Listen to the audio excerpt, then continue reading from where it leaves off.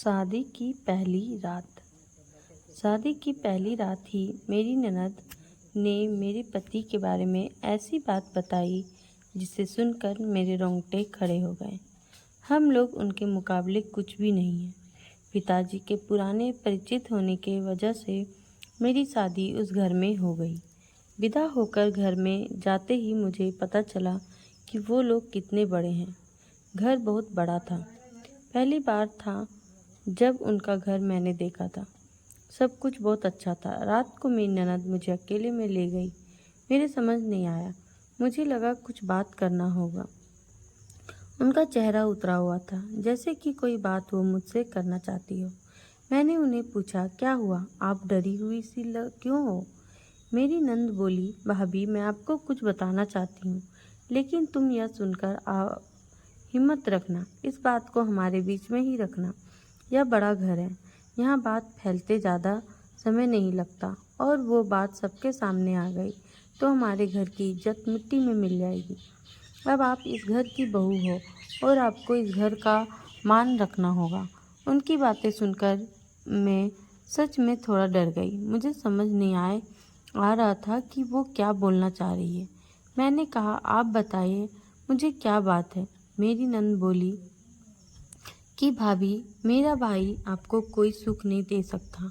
उसमें कुछ शारीरिक कमियां हैं जो कि मुझे पता है। आपसे यह बात छुपाकर शादी की गई है। मेरा भाई रात में अक्सर बाथरूम में ही रहता है। पता नहीं वहाँ क्या करता। जब भी उससे पूछो तो यही कहता है कि उसका पेट खराब है। कमरे में जाने के पहले अपने पति के लिए यह बातें सुनकर मुझे समझ नहीं आ रहा था कि मैं क्या करूं। मेरी ननद ने कहा कि आप उनसे कोई बात मत करना। थोड़ा समय उसके साथ बिताओ, फिर उनसे खुलकर बात करो। अगर हमसे कुछ हो सकता है तो हम ज़रूर करेंगे। हम तुम्हारे साथ हैं, आपको अकेला नहीं छोड़ेंगे। सुहाग रात वाली रात।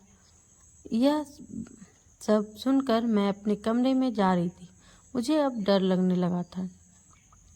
यही सब सोच रही थी कि मेरे पति कमरे में आए। कमरे का दरवाज़ा बंद किया और दरवाजे से ही पेट पर हाथ लगाते हुए आए। बिस्तर पर मेरी तरफ पीठ करके बैठ गए और बोले कि उनका पेट खराब। कुछ ही सेकंड में वो उठकर बाथरूम में चले गए। बिल्कुल वैसा ही हुआ जैसा कि मेरी नंद ने मुझसे कहा था। पेट खराब हो तो थोड़ी देर बाद वो बाथरूम से बाहर आ जाते, लेकिन वो करीब 1 घंटे तक बाथरूम में ही रहे। मैं बाहर चुपचाप अपने बिस्तर पर बैठी रही। उन्हें मैंने आवाज़ भी नहीं दी। बस यही सब सोचते सोचते मैं निकली। मेरा अब उनसे बात करने का मन ही नहीं था। मुझे लगा कि मेरे साथ धोखा किया गया। वो भी अपने बिस्तर की साइड पर जाकर सो गए। सुबह तक मैं अपने आप को खुशकिस्मत मान रही थी और रात होते होते अपनी किस्मत को कोसने लगी। सुबह मैं जल्दी उठी और बाथरूम में गई। बाथरूम में जैसे ही गई मेरे होश उड़ गए, क्योंकि बाथरूम में एक नई नाइटी थी, साथ ही मेकअप का सामान। यह सब क्या था मुझे समझ नहीं आ रहा था।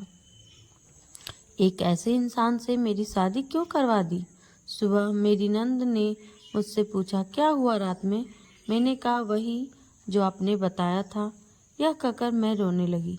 मेरी नंद ने कहा, मैं माँ से कह रही थी कि ऐसे किसी लड़की की ज़िंदगी खराब मत करो, लेकिन किसी ने मेरी बात नहीं मानी। अब आप क्या ऐसे ही घुट घुट कर यहाँ रहेंगी? मेरी नंद बोली कि आप जो भी फैसला लेंगी मैं आपके साथ हूँ, लेकिन आपको यह वचन देना होगा कि यह राज बाहर नहीं निकलेगा। अगली रात फिर वो कमरे में आए। मुझे अब उनकी तरफ देखने का भी मन नहीं हो रहा था। मैं चुपचाप अपनी साइड पर सो गई, क्योंकि अब बात करने को रखा क्या था। उन्होंने भी अभी तक कुछ बात नहीं की। उसकी वजह भी मैं जानती थी। थोड़ी देर वो बिस्तर पर बैठे रहे और फिर उठकर वो बाथरूम में चले गए। मैं समझ गई थी कि वो क्या करने गए हैं। थोड़ी देर बाद बाथरूम से चीज़ें गिरने की आवाज़ आने लगी, कुछ टूटने की। थोड़ी देर बाद आवाज़ रुकी और इस बार वो जल्दी ही बाथरूम से बाहर आ गए। आकर बिस्तर पर सो गए। हमारे बीच कोई बात नहीं हो रही थी।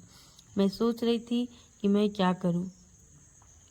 यही सब सोचते सोचते नींद आ गई। सुबह जल्दी उठी और फिर मैं बाथरूम में गई। लेकिन इस बार बाथरूम में जब गई तो सब कुछ बिखरा हुआ था। नई नाइटी को फाड़ दिया था, मेकअप का सामान बिखरा हुआ था। बाथरूम में कचरे में एक कागज़ भी था जिस पर लिखा था, टू माई ब्यूटीफुल वाइफ। मेरे मन में अब शक आया है कि यह सामान और कपड़े कहीं मेरे लिए तो इन्होंने नहीं रखे। लेकिन फिर मैंने सोचा कि मेरी नंद मुझसे झूठ क्यों बोलेगी। अभी मैंने उनसे कुछ बात नहीं की। सुबह मेरी नंद फिर मुझसे सहानुभूति जता रही थी। मुझे उनकी बातों से लगा कि वो चाहती हैं कि मैं इस घर को छोड़कर इस घर से चली जाऊं। मुझे अब मेरी नंद पर शक हुआ।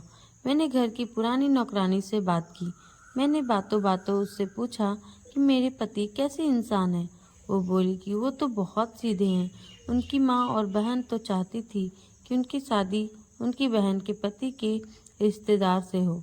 बहन और माँ ने तो बहुत कोशिश की, लेकिन उनके पिताजी नहीं माने और उनके दोस्तों की बेटी यानी आपसे शादी करवा दी। वो दोनों तो आपकी शादी के खिलाफ थे। कई दिनों तक घर में विवाद भी होता था। अब मुझे सब पता चल गया था कि मेरी नंद मुझे क्यों भगाना चाहती थी। इसलिए उन्होंने मुझसे झूठ कहा था। उन्होंने शायद मेरे पति यानी कि अपने भाई से भी मेरे बारे में कुछ कहा होगा।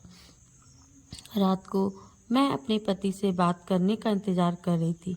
वो कमरे में आए तो उनका मुंह तो उतरा हुआ था। यह पहली बार था जब मैं उनसे बात करने वाली थी। उनके आते ही मैंने कहा, आप मुझसे कुछ बात करना चाहते हैं? वो बोले, अब बात करने को रखा क्या है?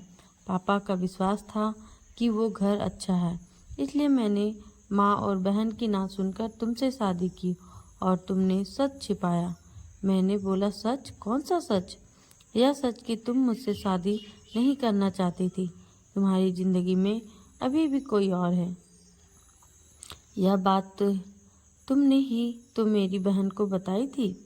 घर की इज्जत और पापा के कारण मैं चुप हूँ, कुछ कदम नहीं उठा रहा। मैंने भी देख लिया कि तुम्हारे लिए मैं कितना मायने रखता हूँ। सुहाग रात जिंदगी में बहुत स्पेशल होती है, लेकिन मेरे बाथरूम में 2 घंटे रहने पर भी तुम्हें फर्क नहीं पड़ा।